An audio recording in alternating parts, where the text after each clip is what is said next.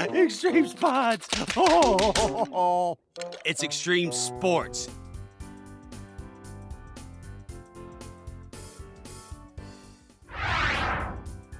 Number 10. Mark Hamill as the Moth. When SpongeBob gets scared from reading a spooky book, he convinces Patrick to go on a ridiculous rampage, wherein they fill every possible dark spot in his pineapple with light. Naturally, this attracts the attention of Mermaid Man and Barnacle Boy, but also their malicious rival, the Moth. Savory light, come to me. Though he's a formidable opponent, made even more sinister by the legendary Hamill's impressive voice work, he proves no match for the sponge. Although the Moth does manage to get away with his pineapple in the end, we guess he doesn't have to worry about getting all those nightlights anymore? Here in another 57 years. Number 9. Kristen Wiig as Madam Hagfish. Nickelodeon appears to have made a habit of casting SNL legends in SpongeBob, as Kristen Wiig will not be the last one on this list. She's unrecognizable as a rather unsavory old witch for whom only SpongeBob shows sympathy. My goodness, this has to be the most kind, most generous, most thoughtful thing anyone has ever done for— You're welcome. When Squidward and Mr. Krabs' stinginess causes her to curse the Krusty Krab, SpongeBob and Mr. Krabs are tasked with receiving a doubloon from a giant mythical eel. I hereby curse the Krusty Krab. It's at this point we realize the hagfish isn't quite as powerful as we thought, as the curse was simply a closed sign outside the restaurant. Thanks to Wig's brilliant guest spot, this is one of the rarer later episodes that reminds us of the older seasons. You haven't seen the last of me. Number 8. Betty White as Beatrice. Betty White plays a much kinder elderly fish than Kristen Wiig did when Pearl gets a job at her shop, Grandma's Apron. Congratulations, you're hired! Some of Pearl's friends, including Nocturna in another wonderful guest appearance by Aubrey Plaza, bully her for the job. Ew, that's stores for old people. Thankfully, Beatrice is on hand to teach her a valuable lesson about being oneself and enjoying youth while she can. All that matters, Pearlie, my dear, is that things will soon change. But in the meantime, you should be having as much fun as possible. She also uses her granny power to give those bullies what they deserve. It's a little out of left field, but a character voiced by Betty White having the ultimate power of a grandma just feels right. Well, now that you're all sitting down, let me tell you about the first time I ever saw a talking picture show. Oh boy, did they know how to talk. Number 7. Andy Samberg as Colonel Carper. Colonel Carper is a band manager with a southern twang who takes an interest in SpongeBob and Squidward's musical talents as a duo. Colonel Copper's the name. I think we'd make a great team. You and your musical compadre up there on the next big thing, I do solemnly swear. Of course, after hearing that money's involved, Mr. Krabs steps in and demands to be their manager instead. As usual, Mr. Krabs commits a series of crimes, drawing the ire of Colonel Carper, who demands that he be compensated for the misdeeds. Your shenanigans, sir, are at an end. Oh, yes. And you will be receiving a friendly little phone call from my attorney. SpongeBob and Squidward ultimately throw a successful concert, which Mr. Krabs mooches off of, but once again Colonel Carper shows up to get what he's owed. Well, well, well. It looks like this is the end of the line for you, both literally and figuratively. Samberg's memorable villain is an episode highlight, and he is indeed yet another SNL vet to make his way to Bikini Bottom. Number 6. J.K. Simmons as Maestro Mackerel. A wizard! A magical, musical wizard! Yes! Oh, bring us to ecstasy, Maestro! Oscar winner J.K. Simmons guest stars in this parody of Whiplash as Maestro Mackerel, a band director whom Squidward hopes to impress with his audition. Unfortunately, Squidward can't wake up, so SpongeBob and Patrick literally jump down his throat to create a body horror monstrosity so that he won't miss his audition. The Maestro's actually impressed with SpongeBob/Patrick/Squidward's performance, but when Squidward regains control, well, this is the man who played J. Jonah Jameson we're talking about, so you shouldn't be surprised exactly where Squidward's clarinet ends up.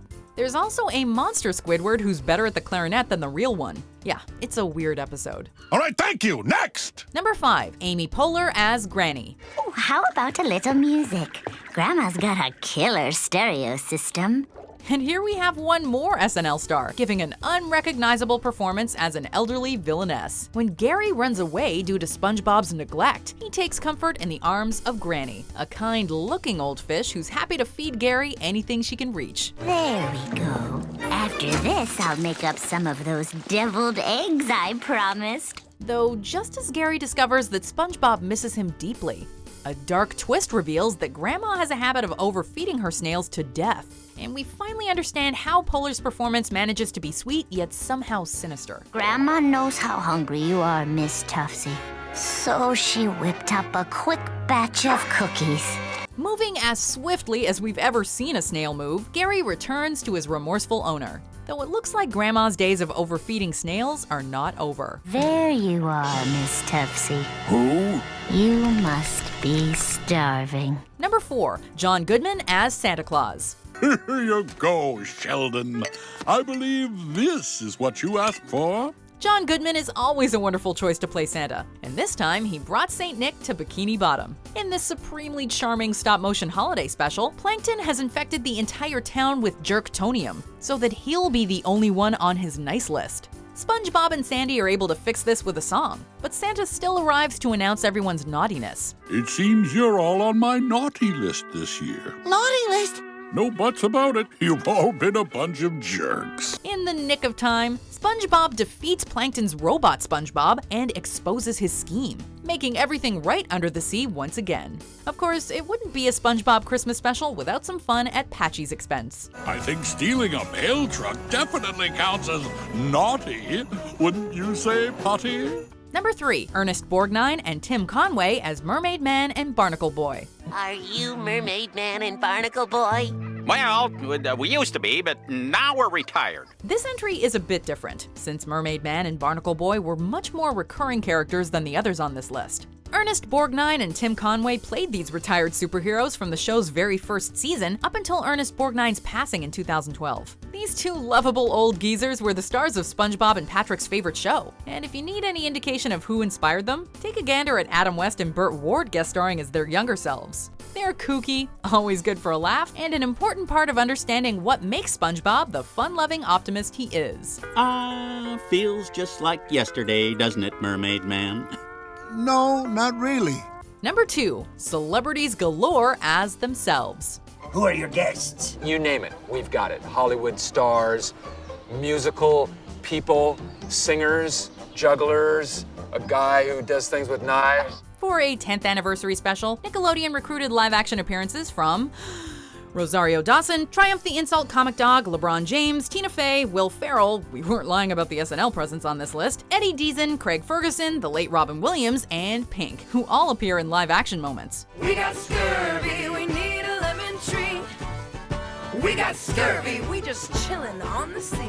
And that goes without mentioning Ricky Gervais, who served as narrator, and CeeLo Green, who provided the theme song. It might be a shameless way to trot out guest stars to prove how much street cred SpongeBob has received over the years, but it's a lot of fun to see all these celebrities pay tribute to pop culture's #1 sponge. Which guest star could top this all-star special? We'll let you know after a few honorable mentions. Hungry? I've been asleep for 79 years, which means my last meal was 79 years ago. Hey!